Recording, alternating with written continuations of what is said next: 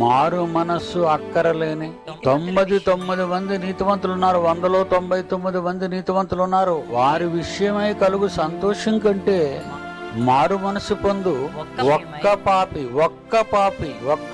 విషయమై పరలోకమందు నిన్ను కన్న నీ దేవుడికి ఎక్కువ సంతోషం అట. ఏంటండి ఆ గ్రామటికల్ వర్డ్ చూడండి, ఆయన మనసులోని ప్రేమ అనురాగాలు.